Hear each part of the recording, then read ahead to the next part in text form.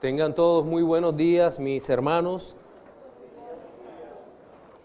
Vamos a orar dándole gracias al Señor por sus misericordias y suplicando que nos guíe en la exposición de su palabra en este su día. Dios Todopoderoso, nuestro Padre, te damos las gracias por la multitud de tus bondades, tu amor, tu bondad y tu misericordia. Gracias porque solo tú nos amas como solo tú puedes amarnos, Señor. Te suplico que nos sostengas en tu mano, que nos ayudes a que tu palabra sea predicada, expuesta con sabiduría, entendimiento, con la verdadera presencia, Señor, de tu Espíritu Santo en nuestra vida y llenos de humildad, de sencillez, y que nuestros corazones sean exhortados, edificados y consolados por esa palabra tuya que es bendita, Señor. Gracias, y te pedimos que nos ayudes a estar atentos, Señor, y a hacer tu voluntad después de recibir tu palabra en nuestros corazones como buenos hacedores de ella. En Cristo Jesús oramos. Amén. Cuando nosotros pensamos en el sufrimiento, por lo general hay un enfoque equivocado que tiene el mundo sobre lo que realmente es el sufrimiento. El sufrimiento es asociado por el mundo a algo continua y totalmente malo. Es más, el sufrimiento lo ve el mundo como el pago a nuestra maldad. Ese es el enfoque clásico que el mundo tiene acerca del sufrimiento. Es más, se ha llegado incluso a pensar que entre más bueno soy, menos sufro, y si más malo soy, más sufro. Hay una cierta proporcionalidad. Algunas religiones orientales, o la mayoría, han metido esa idea en lo profundo de su, no sé si llamarle teología, más bien filosofía, y es como construyen una especie de religión basada en recompensas, en donde si mejor me adapto a aquella religión, seguramente voy a sufrir menos y voy a gozar más. El problema está en que esa ideología también ha golpeado fuertemente el cristianismo, en donde el sufrimiento se ve proporcional al pecado. En el Antiguo Testamento nosotros vemos algunos casos muy específicos como el de los amigos de Job. Job, tú debes estar como estás, tú debes estar así de mal, estás sufriendo es debido a tu propia maldad, debido a tu pecado.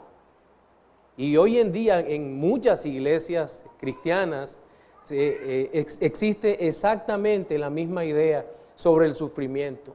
El sufrimiento como algo proporcional al pecado, pero la Biblia no dice eso. El ser humano que más ha sufrido en toda la historia de la humanidad ha sido el más santo, Jesucristo el Señor. Y en el Señor no había, ni habrá, ni hubo pecado alguno. Es una tremenda contradicción a la que nosotros nos enfrentamos. Cómo el más santo fue el que más sufrió. Es más, me atrevería a decir que ninguno de los pecadores que van al infierno han sufrido tanto como nuestro Señor Jesucristo, porque Él pagó por el pecado de su pueblo, sumado uno más otro más otro. Lo que debía pagar su pueblo en el infierno durante toda la eternidad, Él lo pagó intensamente en la cruz del Calvario. Por lo tanto, la idea sobre el sufrimiento el que se tiene en el mundo es totalmente contraria a la idea, a la verdad que expresa la Escritura. Filipenses capítulo 1, versículo 29 dice, porque a vosotros es concedido no solo que creáis, a causa de Cristo, no solo que creáis en Él, sino que también padezcáis por Él. Es decir, el sufrimiento viene como añadido, ¿no? Como parte de nuestra consagración a Cristo, de nuestro llamado al Evangelio. El problema está en que casi nadie a menos que Dios toque su alma por el poder del Espíritu Santo, vendría a los pies de Cristo si le dijeran, mira, ven a los pies de Cristo para ser destrozado cual vasija inservible en manos del alfarero. De seguro todos dirían, no, yo no voy a eso, realmente eso es demasiado duro, pero realmente esa es la oferta del Evangelio. El problema está en que ninguno de nosotros quiere sufrir. Ese es el gran problema de nuestras vidas. Ahora bien, recuerdo que hace aproximadamente un año y algunos meses, estaba dictando una asignatura en un campus universitario en nuestro país y tuve el privilegio de apreciar una hermosa pero muy fuerte consejería que un pastor estaba dándole a un joven, a uno de estos chicos que hoy les llaman millennials, tecnología, todo lo relacionado con la tecnología, el cuerpo, cero sufrimiento, cero estrés, el camino fácil. Y de repente aquel pastor le decía al chico, mira, él se victimizaba por todo. Si alguien le decía, tú eres muy alto, llegaba llorando donde el pastor me dijeron alto. Si alguien le decía, eres muy delgado, soy muy delgado. Se había vuelto una víctima de él mismo y el pastor le decía, ¿tú crees que tú no mereces sufrir? Cristo sufrió y no merecía sufrir, pero tú mereces sufrir. Ahora vamos a tratar de resolver tu problema, pero tú mereces sufrir. ¿Por qué he dicho todo esto? Porque nosotros, ¿y por qué tomo esta ilustración? Porque por lo general nosotros no consideramos el sufrimiento de Cristo, la obra, como una realidad verdadera, como la máxima expresión de sufrimiento con propósito. No lo consideramos así.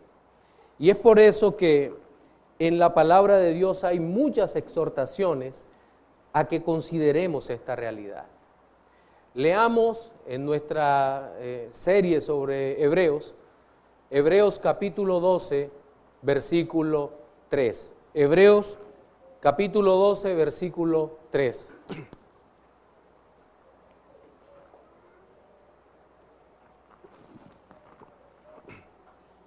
Dice, considerad a aquel que sufrió tal contradicción de pecadores contra sí mismo, para que vuestro ánimo no se canse hasta desmayar. Este pasaje es una especie de puente o de umbral o de puerta entre toda esta sección de la fe que hemos visto y en donde hay una clara enseñanza de los héroes de la fe, del poder de Dios manifestado en los hombres a través de la fe salvadora y gloriosa que Dios da. Y luego ya en el capítulo 12, eso es en todo el capítulo, parte del capítulo 10, el capítulo 11, y en el capítulo 12 empieza una parte práctica maravillosa en donde el Señor nos dice, puesto los ojos en Jesús, el autor y consumador de la fe, el cual por el gozo puesto delante de él menospreció lo oprobio, tomó la cruz, en fin. Y el Señor nos manda a correr la carrera de la fe. Pero ahora nos lleva a usar la mente renovada o regenerada para reflexionar sobre la obra de Cristo. Inmediatamente termina de hablar de la cruz, nos dice, considerad. Y la palabra griega allí es bastante interesante porque tiene que ver con medir, tiene que ver con pesar, con hacer una reflexión muy cuidadosa sobre la obra de Cristo. A eso se refiere el pasaje. Y teniendo eso en mente, nosotros podemos dividir este pasaje o este texto en tres partes principales para nuestro sermón de hoy. Tres consideraciones. La primera es la consideración de la obra de Cristo y su rechazo por el mundo. La segunda consideración es la obra de Cristo y la aceptación por su pueblo. Y la tercera consideración es la obra de Cristo y la manifestación de su poder en los creyentes. 3 puntos sobre los cuales tratará nuestro sermón dominical de hoy. Y hablemos de ese primer punto, de esa contradicción de pecadores que nuestro Señor Jesucristo padeció. Disculpen.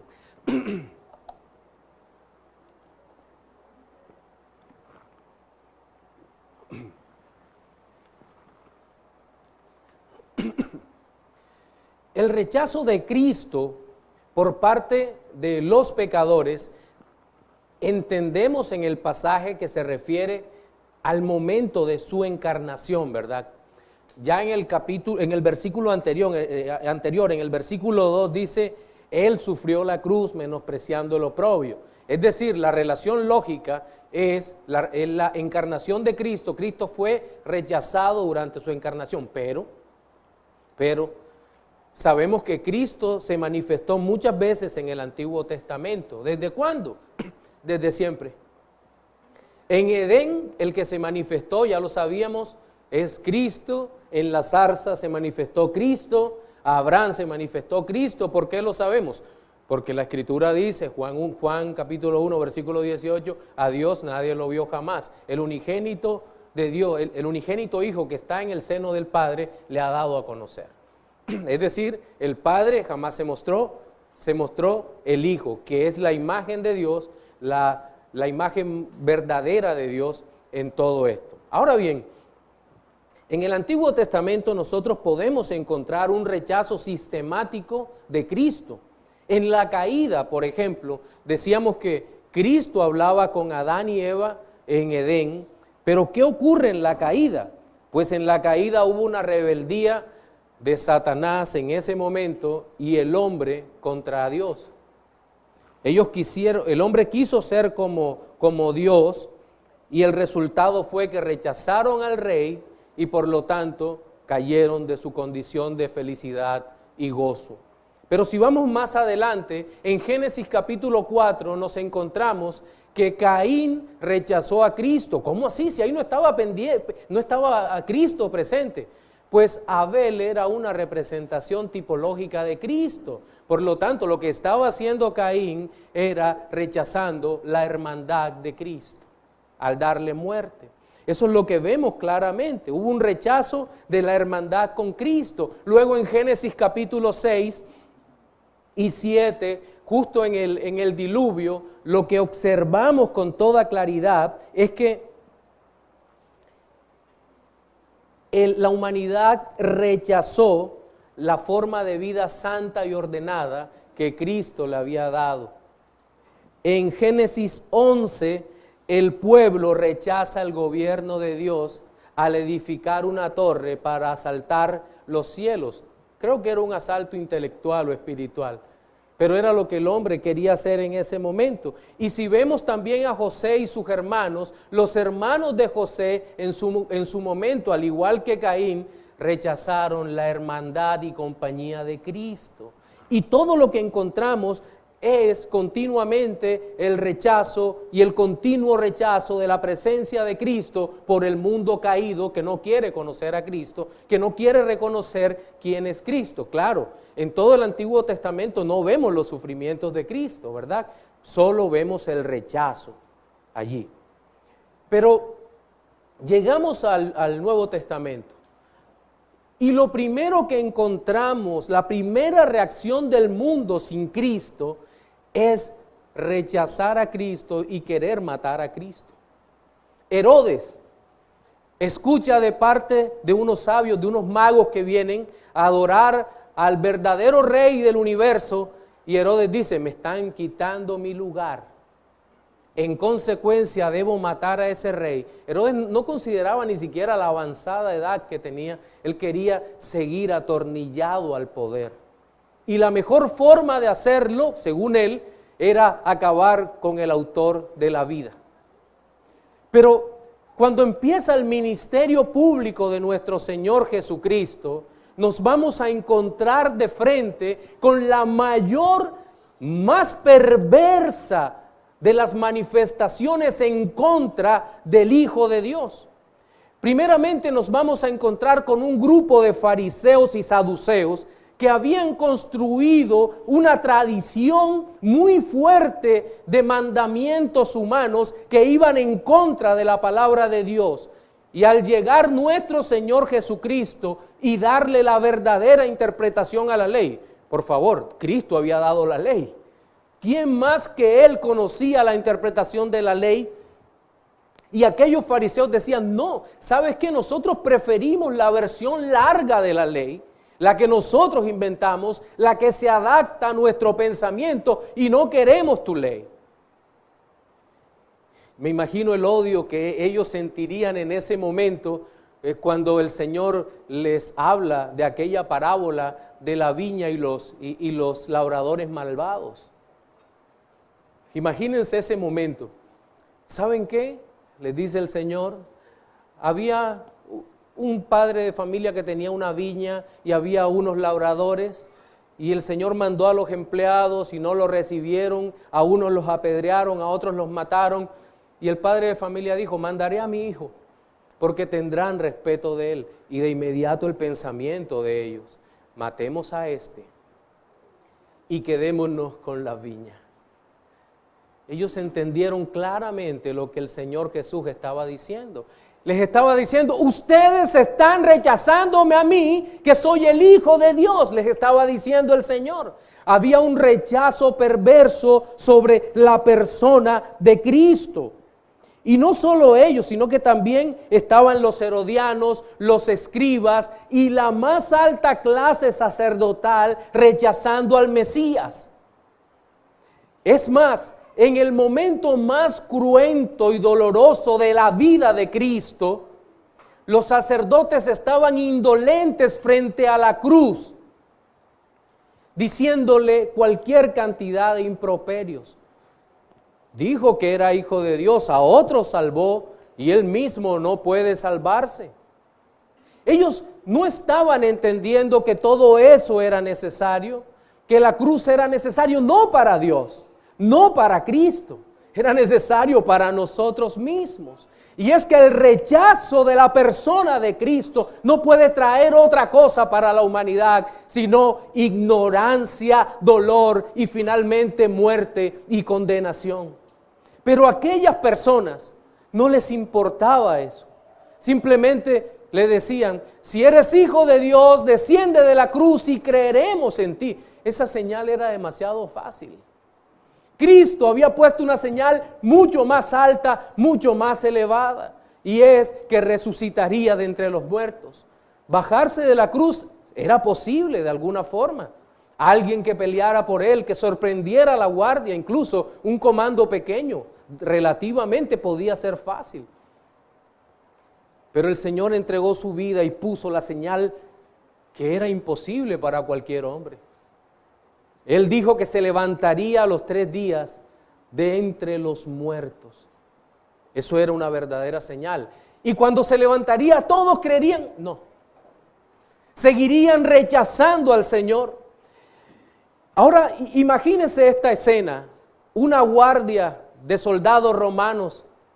Muchos soldados romanos se habían burlado de un débil hombre que habían desnudado y en su cabeza habían clavado una corona de espinas. Le pusieron un traje de púrpura y le habían ofrecido falsa adoración. Le decían, salve rey. Y ponen una guardia de hombres valientes, acostumbrados a la guerra y a ver cualquier tipo de cosas raras en medio del mundo.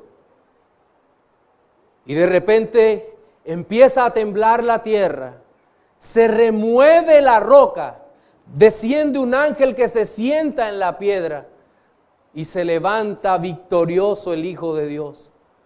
Todos quedan paralizados de miedo y reportan exactamente lo que ven a los sacerdotes. Él resucitó de entre los muertos. Y el corazón de aquellos hombres aún se endureció más y dijeron, no digan nada. No digan nada. Nosotros les daremos dinero a ustedes y les vamos a informar a sus superiores que ustedes se quedaron dormidos y sus discípulos vinieron y lo robaron. O sea que estaban aceptando el testimonio de una guardia dormida. Ese es el corazón del mundo que rechaza a Cristo. Ese es el corazón del mundo que rechaza al Señor. En el Evangelio según San Juan, capítulo 1, versículos 9 al 11, dice: aquella luz verdadera que alumbra a todo hombre venía al mundo, pero el mundo no le conoció. El mundo era suyo, ¿verdad? Y luego dice: a lo suyo vino y los suyos no le recibieron. Hoy en día, como primera aplicación de este primer punto, podemos decir que en realidad el mundo sigue rechazando al Hijo de Dios. El mundo no está interesado en el Hijo de Dios. El mundo sí está interesado en no sufrir. Incluso había una secta o hay una secta todavía cuyo eslogan es "pare de sufrir". Ese es el interés del mundo trasladado a un lugar que se dice cristiano. No, miren, el mundo no entiende el propósito por el cual ha sido creado. Fueron creados y fuimos creados para glorificar a Dios. ¿Cuándo? ¿Cuando estemos sonrientes y gozosos? No, en todo momento de nuestra vida. En medio del sufrimiento, en medio de la tristeza y el dolor, en medio del gozo y de la alegría, estemos donde estemos, hemos sido creados, hemos sido hechos para glorificar a Dios en todo momento de nuestra vida. Para eso hemos sido creados. Y es por eso que vamos a nuestro segundo punto, porque el Hijo de Dios ha entendido claramente eso. El Hijo de Dios sabe que el sufrimiento no es proporcional a nuestro mal. El Hijo de Dios sabe que el sufrimiento es una de tantas circunstancias que vienen a nuestra vida y que son mayores aún cuando estamos en la fe, porque vamos a sufrir por muchas cosas. Miren, nosotros en esta parte del sermón, en la segunda consideración sobre la aceptación de la obra de Cristo por parte de su pueblo, nosotros podemos ver el otro lado de los hombres que sí recibieron con gozo al Señor. Y todavía podemos ir al Antiguo Testamento, aunque hay una referencia principal directa del versículo 3 a la obra de Cristo en su encarnación. Pero podemos ir hasta el Antiguo Testamento y el resto o el contexto inmediato de Hebreos capítulo 11 nos permite ir. ¿Qué hizo Abel? Abel recibió con gozo y obediencia a Cristo en su alma. Y el Señor da testimonio de eso. Luego vemos que el Señor también llamó a Abraham, a Isaac y Jacob, y por la fe creyeron en Él. Creyeron en Jesucristo. Es más, hay un hermoso paralelo en las vidas de Abraham e Isaac con la obra de Cristo, ¿verdad? Abraham, tipificando de alguna manera al Padre, ofrece a Isaac, que en ese momento de su vida es tipo de Cristo, y luego el Señor borra esa tipología de alguna manera, muestra el cordero, y dice: no, ese sacrificio no satisface mi justicia, y hace una sustitución de víctima, mostrando su grandeza. Abraham creyó en la obra de Cristo de manera anticipada. José, tal vez José y Samuel son las dos personas intachables que vemos en el Antiguo Testamento, a pesar de su naturaleza pecaminosa. Pero José es en muchos momentos de su vida una manifestación tipológica de Cristo. Así como Moisés también creyó lo que el Señor le estaba ordenando hacer. Es decir, creyó en la voz de Cristo. El ángel de Jehová habló desde la zarza. Igual podemos ver en los jueces o en la manifestación de la persona de Cristo como anticipo de su gobierno en cada uno de los reyes de Judá, principalmente en 7 reyes que fueron los denominados reyes justos, ¿verdad? En donde naturalmente no va a estar Manasés ni Ocosías, obviamente. Pero cuando llegamos al Nuevo Testamento, en el Nuevo Testamento vemos cómo el pueblo de Dios recibe al Señor Jesucristo, el pueblo de Dios. Nuevamente en el Evangelio según San Juan, versículo 12, dice: más a los que le recibieron, los que creen en su nombre, les dio potestad de ser hechos hijos de Dios. Pero estos no son formados de sangre, ni de voluntad de carne, ni de voluntad de varón, sino por voluntad de Dios. Esos son los que pueden aceptar la obra de Cristo. Ellos son los que tienen el poder de aceptar la obra de Cristo por la fe. No ningún otro, solo estos hombres. ¿Y por qué lo aceptan? Porque es un acto voluntario, espontáneo y libre de un corazón al cual se le presenta de una manera atractiva el Evangelio. No, eso no es lo que dice la Escritura. Para poder recibir el Evangelio se necesita la obra interna y poderosa del Espíritu Santo de Dios en nosotros. Una obra contundente que cambie toda nuestra manera de pensar y de ver el mundo, porque de otra manera estaríamos rechazando a Cristo igual que todos. Y es por eso, mis amados, que nosotros no podemos tener ninguna jactancia personal de que hemos creído en Cristo, he entendido la doctrina, conozco la palabra. No, antes nuestra voz se tiene que levantar en alabanza delante del Señor, porque hemos podido creer gracias a su propia obra. Un corazón regenerado, y solo un corazón que ha recibido el poder del Espíritu de Dios y ha sido convencido y transformado por Dios, puede creer en Dios. No hay otra manera en que ustedes y yo podamos creer, a menos que Dios nos haya hecho creer, lo cual es el más grande privilegio y el más enorme regalo que podemos tener para siempre. ¡Qué gran obra de Cristo! Podemos recibir a Cristo y de hecho lo recibimos. Creemos en su obra, en la superioridad de su sacrificio, y en eso medita nuestra mente cada día. Esa palabra considerad, el griego analogizaste, realmente es un llamado muy fuerte, es una exhortación. Y es tan fuerte que nos invita a que nosotros diariamente pongamos en consideración de nuestra alma la obra de Cristo, del que no mereció sufrir. Yo merecía sufrir, usted merecía sufrir, pero Cristo el Salvador no merecía sufrir. ¿Y cómo se sometió a toda esta humillación? Para gloria de Dios Padre, por amor a mí. Siendo de infinito valor su vida y la mía tan poca cosa delante de Él. ¿Cómo es posible que ocurriera eso? ¿Sabe qué?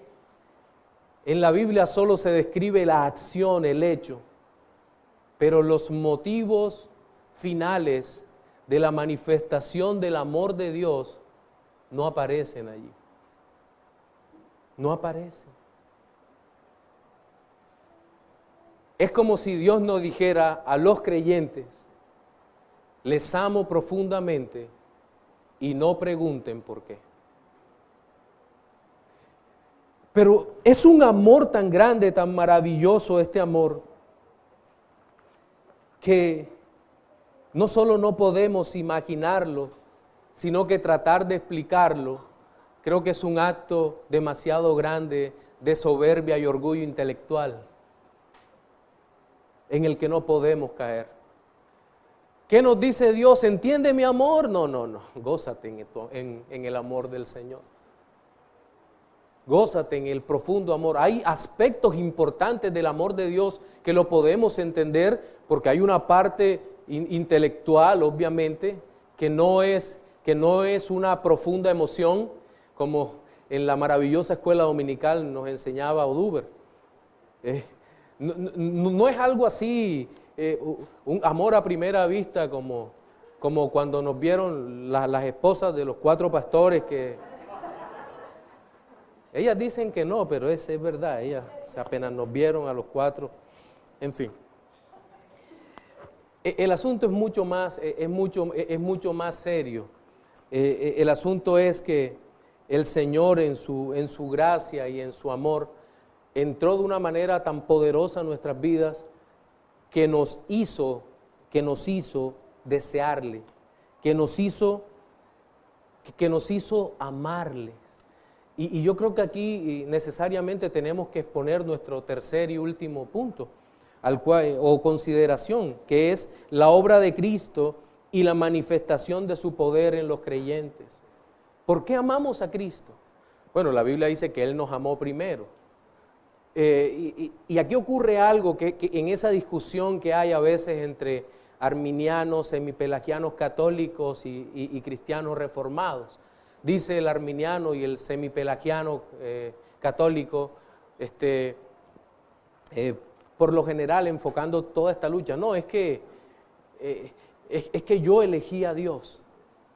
Y viene la respuesta también reformada que tiene mucha razón, diciendo, no, Dios entró en tu corazón, Dios no tocó la puerta, Dios la derribó y puso la bandera y dijo, tú eres mío, y todos aplaudimos, amén, aleluya. Bueno,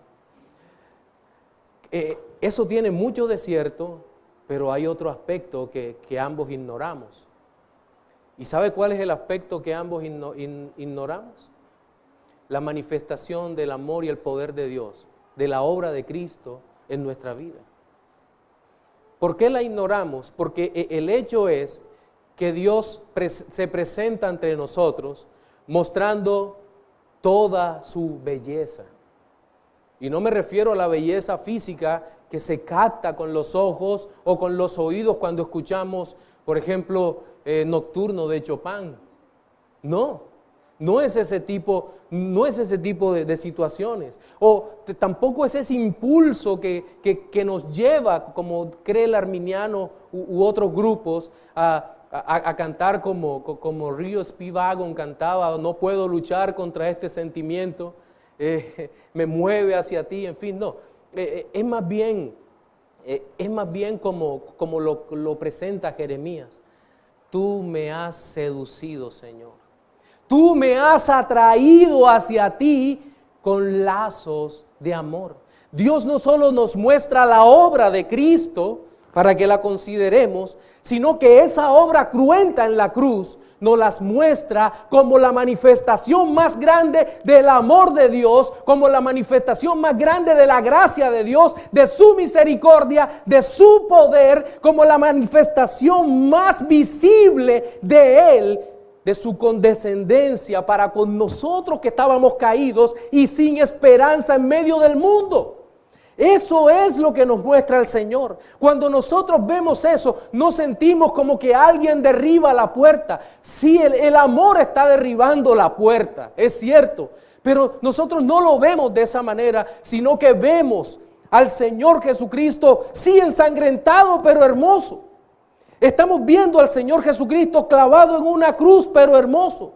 Vemos al Señor Jesús bajado por su familia, por sus amigos, su cuerpo muerto realmente, pero hermoso. Llevado a una tumba, resucitado al tercer día en glorioso poder. Y cuando vemos ese poder que nos ha podido condenar porque aún venció la muerte, y en vez de condenación, lo que nos dice es, yo quiero que tú seas mío y somos de Él. Y cuando eso ocurre, mis amados hermanos, estamos vencidos, derrotados por la fuerza y el poder del amor de Cristo, por su obra, por su espíritu. Y lo único que podemos decir es: alabado sea tu nombre, Señor Jesucristo, porque me has salvado eternamente y para siempre. Ese es el poder del Señor obrando en nuestra vida. El Espíritu Santo aplica la salvación y nos da la fe para continuar día tras día considerando esta obra maravillosa. ¿Y por qué lo hace? Me gusta cómo termina este pasaje en esta parte. ¿Para qué? La explicación de esa consideración.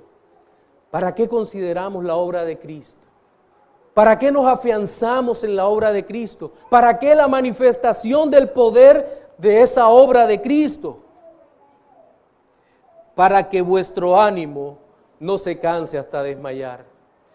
¿Por qué? Porque a pesar de que sabemos todo esto, mis hermanos, continuamente nos desanimamos. Elías se desanimó, ¿verdad? Se desanimó después de una tremenda victoria. Se desanimó Pedro después de un terrible pecado. Dice en 2 Corintios que Pablo había perdido aún la esperanza de vivir. Ay, entonces luego el evangelio no es simplemente positivo y más, y creer más, y confesión positiva, no. Hay momentos en que estamos por el piso. Y necesitamos que no necesitamos un motivador que se pare frente a nosotros y como un payaso empiece a brincar y diga 2 más, 3 ejercicios más. No, no necesitamos eso. No necesitamos que nos digan que saltemos y agarremos la bendición. No necesitamos ese tipo de tonterías. Necesitamos mirar a Cristo. Pero ya no solo en la cruz, sino sentado a la diestra del Padre, lleno de gloria y de poder. Y Cristo, desde allí, nos dará fuerzas, ánimo. Recuerden que ánimo, el latín allí es ánima. No uso el idioma original, que es el griego koiné, sino el latín es ánima, de donde viene alma.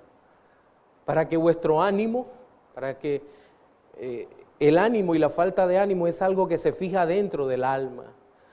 Para que vuestro ánimo no se canse hasta desmayar.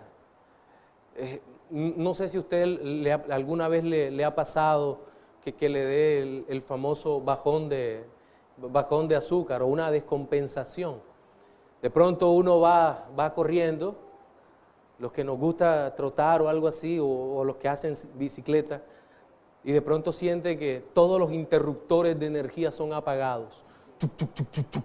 Y usted quedó allí, no puede avanzar más. Usted que es una piedra más en el camino. La vida cristiana tiene momentos así. Usted va en su carrera, porque este pasaje está asociado con la carrera, y va con los ojos puestos en el Señor, pero de pronto las piernas pesan, no hay saliva en la boca, y usted empieza a cansarse y a desmayar, hasta que empieza a caminar muy mal.